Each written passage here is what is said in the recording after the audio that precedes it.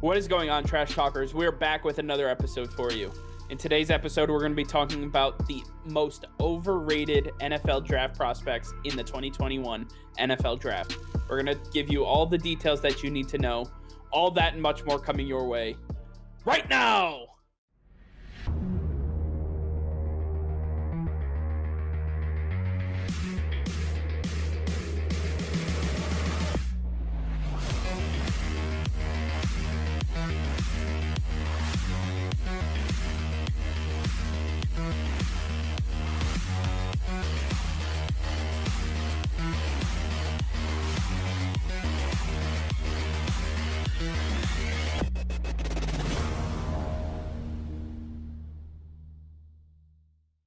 Over 95% of you who watch our videos are actually not subscribed to the channel. We would really appreciate if you could subscribe. It would help us out a lot, help us grow the channel, help us get better feel for what you guys want to see every single day. All right, let's get into today's episode.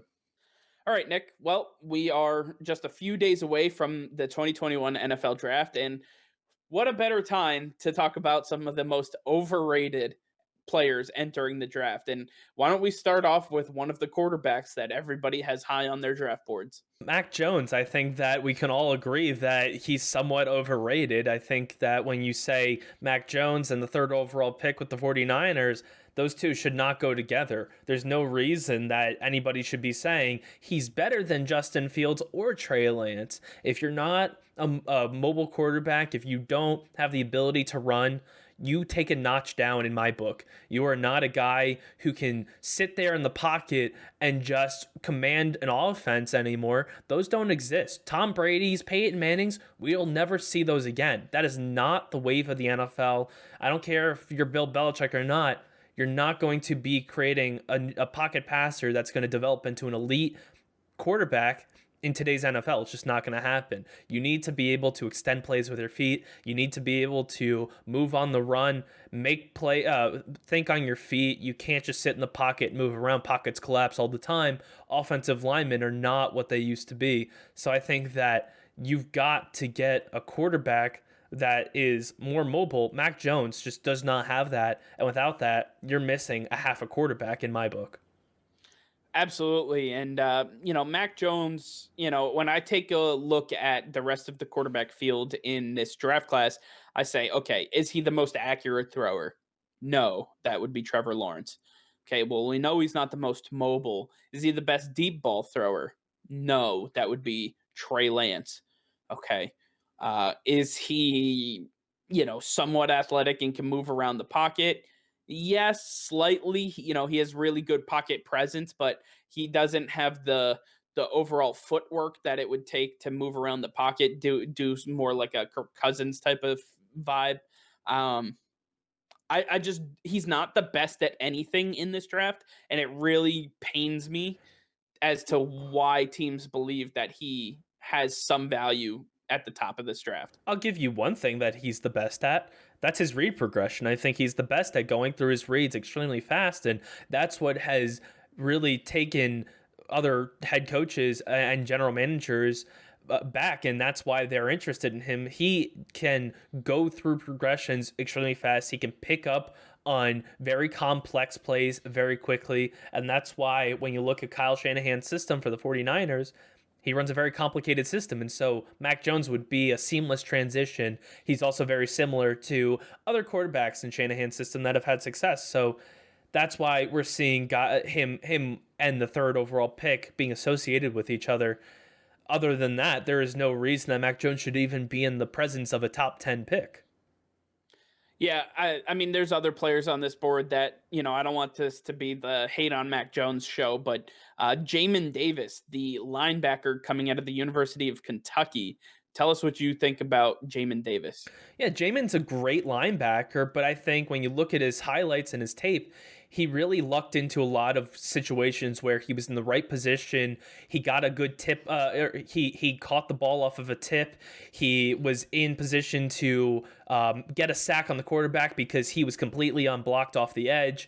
He made good tackles in open space, and those are things that you're not constantly lucky into. There's talent in that for sure, but I think that He doesn't have top end speed. He is slow on reaction. He doesn't have a big tank that can last you an entire game. I watched him in a couple long interceptions and he was gassed out by the end of his runs. You cannot be that way. What happens in the NFL when you get an interception and you're gassed out after a run? You have to go back and play a couple plays later. You got to be able to stay very not only healthy, but you need to stay very active, stay very energized and ready to go whenever you're called upon. If you're gassed and your number is called, you can't be, holding your team back. That's how we see teams like the Kansas City Chiefs losing in the Super Bowl. So guys like Jamin Davis, they should not be ahead of guys like Owusu Koromoa or Zaven Collins. He's not better than them.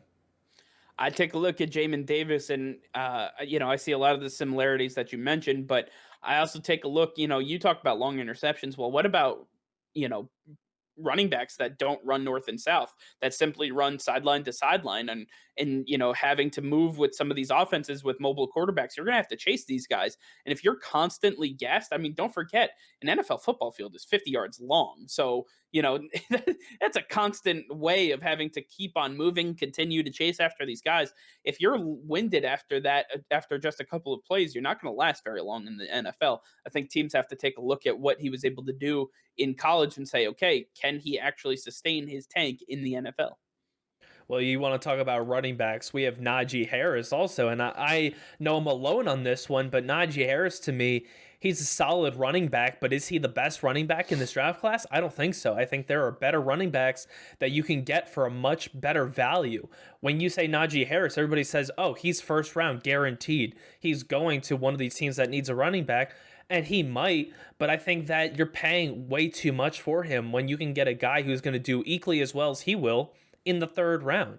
Naji Harris is a great runner. He's a great receiver, but I think you can also find a great runner and a great receiver in one player in the third round. You look at Kenneth Gainwell and Javonte Williams. These are guys that are gonna go middle to end of the second round, possibly third round, and they're just as good as Najee Harris.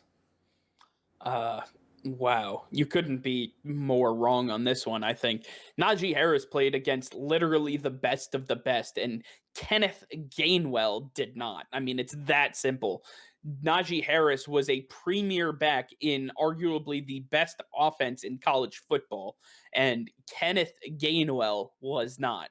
Najee Harris is strong, athletic, and can catch the ball and can be a three down running back in a time when most backfields are actually split.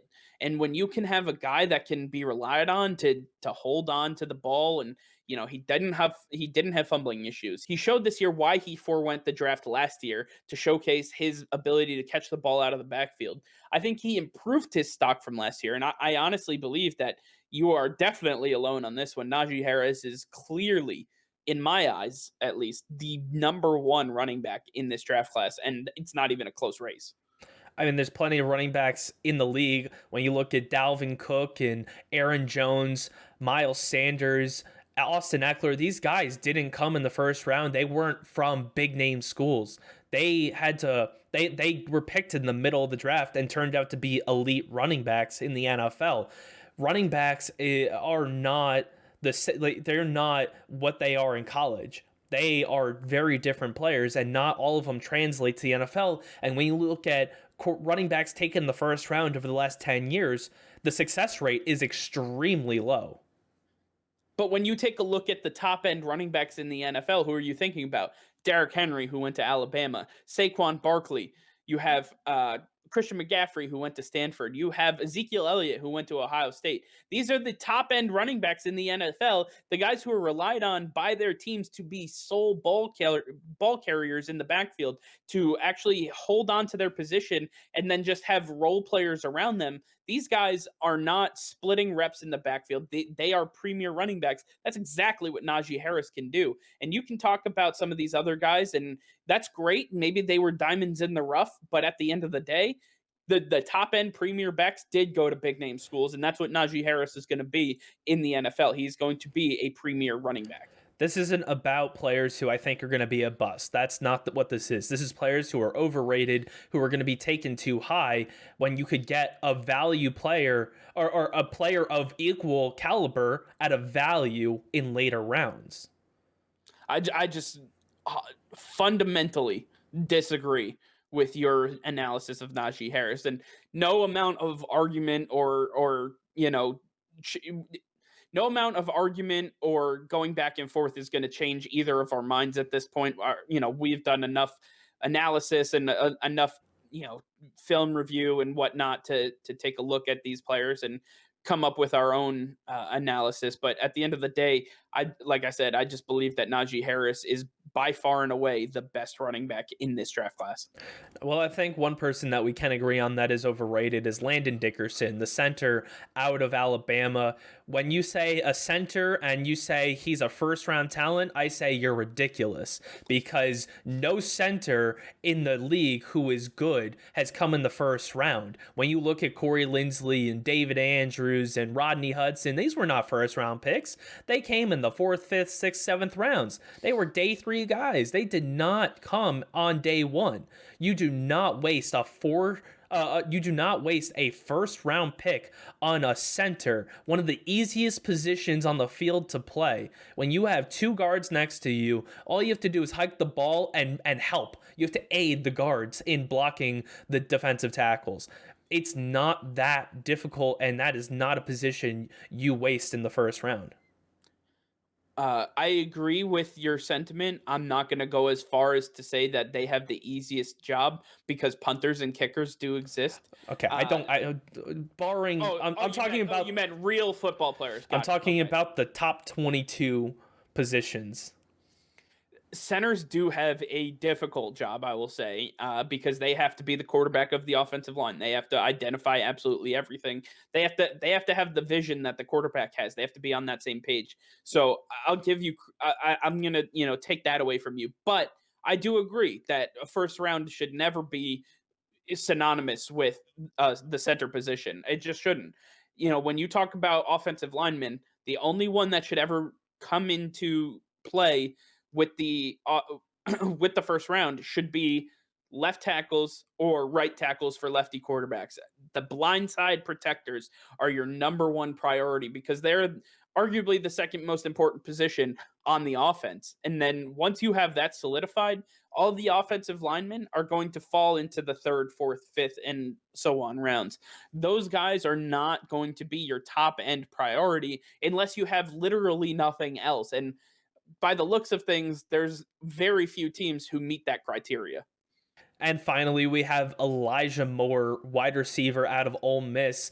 His old running mate, A.J. Brown, was there a couple of years ago, and he helped make him look good. And then he took over, and now he's jumping off draft boards. They think that he is going to be the next A.J. Brown, the next Antonio Brown. They think that he's going to be this big hotshot, and he's overtaking guys like Rondell Moore, Rashad Bateman, Terrace Marshall. They think he's better than them. He's atop the second tier of wide receivers, and I completely disagree. I think that he is too small and doesn't have the tape to compare to guys of equal size or bigger. When you look at Rashad Bateman, who's 6'2", runs a sub 4.4, Rondell Moore, who had better tape but is the same size, Terrace Marshall, who's bigger and played at a better school and had to face better talent opposite him.